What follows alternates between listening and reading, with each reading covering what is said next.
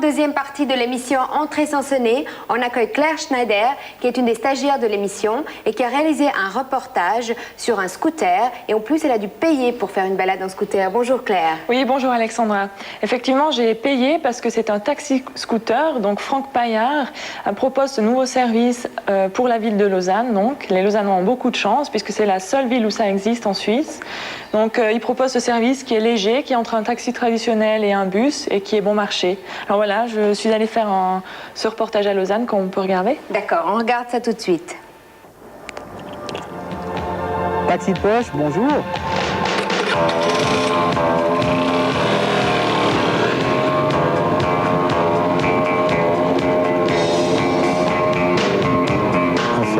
J'ai dû m'acheter un scooter pour des questions privées. Et puis quand j'ai découvert la mobilité du scooter, comme j'aimais bien Lausanne, que j'aime bien le contact, je me suis dit, il y a quelque chose à exploiter. Et puis je me suis dit, mais je crois que tu as une bonne idée. Simplement, il y a quelqu'un qui a dû l'avoir avant moi. Si ça ne s'est pas fait, c'est que c'est interdit.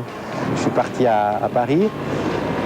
J'ai cherché dans tout Paris. J'ai été à l'office du tourisme, je n'ai rien trouvé. Il n'y avait pas de taxi-scooter. Donc je suis revenu en Suisse, à l'office fédéral des routes. Et puis là, j'ai reçu les réponses à mes questions. En fait, je pouvais faire ce que je voulais. Parce qu'en fait, personne n'y avait pensé. C'était pas prévu par la loi. C'était pas interdit, en tout cas. Alors, ma philosophie, c'est la recherche de la simplicité. C'est l'ambition que j'ai d'offrir à mes clients. J'aimerais les transporter rapidement, parce que je crois que c'est ce qu'on attend d'un taxi. Mais j'aimerais pas contribuer au stress de la vie moderne, parce que je crois que ça nous rend malade.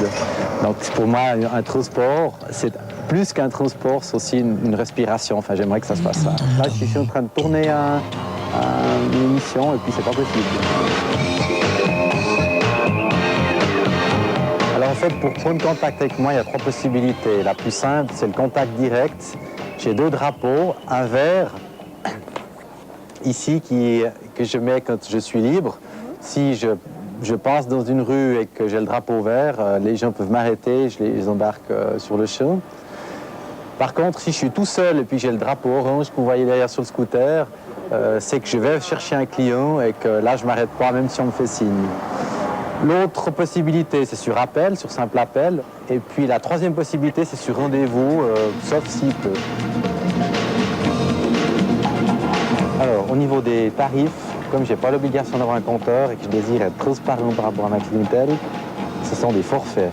Le premier rayon, c'est 5 francs, donc ça correspond à la gare Rouchy, la gare Le Chuve, par exemple.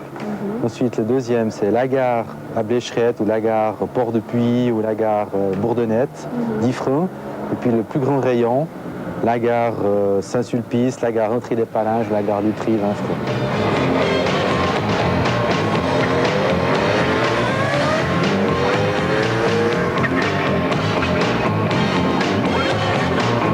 La sécurité, c'est d'abord le choix d'un très très bon matériel, le respect des règles de la circulation. Je me suis donné un cadre très strict parce que je pense que c'est la première des priorités. Le client veut être transporté rapidement mais en toute sécurité, donc je dois faire le maximum. La relation avec les taxis me semble bonne. C'est vrai que je les ai un petit peu surpris au début, ils ne s'attendaient pas à ça.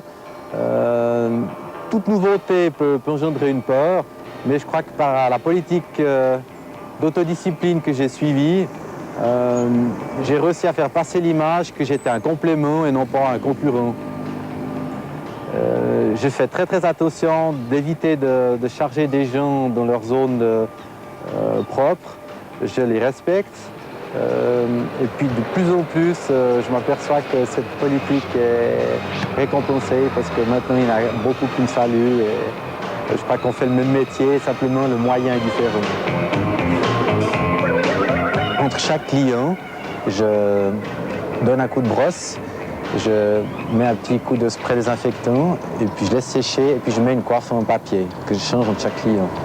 Et puis à la fin de la journée, je prends les casques chez moi, je passe l'aspirateur et puis à la fin de chaque semaine, pendant une nuit, je laisse tirer une poudre désinfectante.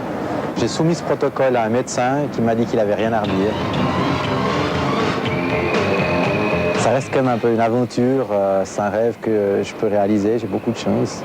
Relationnellement, c'est très agréable. Et puis l'avenir dira si effectivement mes prix permettent la viabilité de ce projet.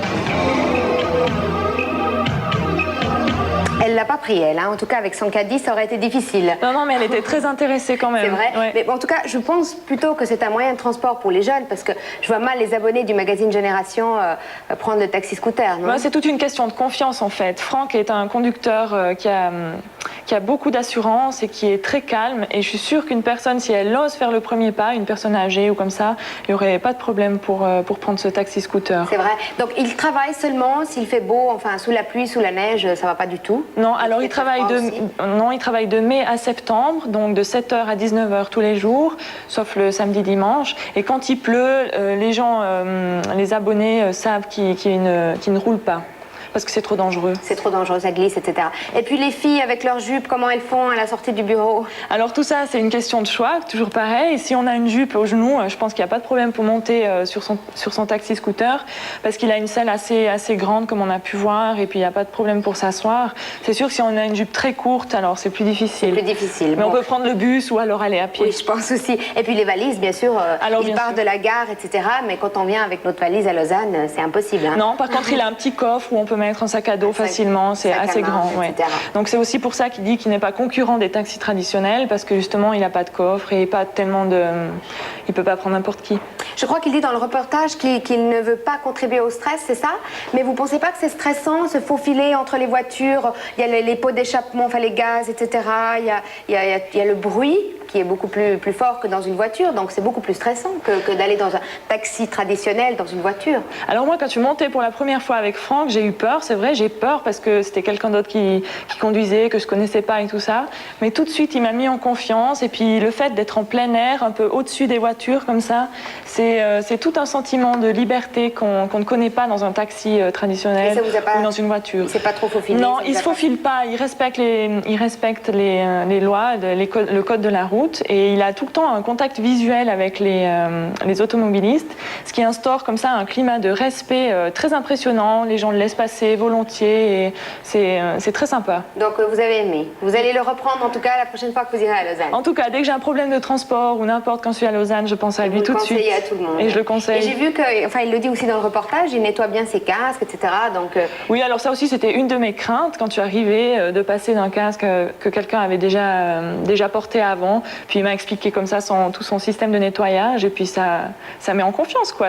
Et il est content, ça marche bien son truc? Ça marche bien, mais il aimerait quand même avoir plus de clients. Il aimerait surtout que les Lausannois n'hésitent pas à l'interpeller quand il a son drapeau vert. C'est encore quelque chose dans la mentalité suisse qui est un peu difficile. On aime prendre des rendez-vous et puis être précis avec les gens. Mais si jamais vous voyez passer Franck comme ça dans la rue... Il y a le drapeau vert, on peut l'arrêter. Voilà, on peut juste lui faire signe de la main et il s'arrête. Qu'est-ce qu'il avait encore, un drapeau rouge, c'est ça? Alors le drapeau rouge, c'est quand il y a quelqu'un avec lui ou bien qu'il va chercher quelqu'un. Parce qu'il y a des gens, par exemple, tous les matins à 8h, il doit aller chercher des gens pour aller au boulot. Donc s'il n'y a personne derrière et qu'il a son drapeau rouge, c'est qu'il est occupé à aller chercher quelqu'un. D'accord, il va chercher quelqu'un. Ok, c'est super. En tout cas, Claire, merci beaucoup. Je pense qu'il y a d'autres villes qui vont sûrement adopter ces moyens de transport. Espérons, parce que c'est très sympa. C'est aussi plus économique, c'est moins cher que les taxis. Est-ce que vous avez un peu comparé les prix? Oui, c'est moins cher que le taxi et c'est un peu plus cher que le bus. Donc avec l'avantage qu'on peut le prendre n'importe quand. Pour aller n'importe où. D'accord, c'est très gentil en tout cas Claire, merci. Et puis nous on se retrouve tout à l'heure à 18h avec Jean-Louis Claude qui raconte des histoires et des secrets d'un village et de ses habitants et puis le rappel du troc actif de lundi. A tout de suite.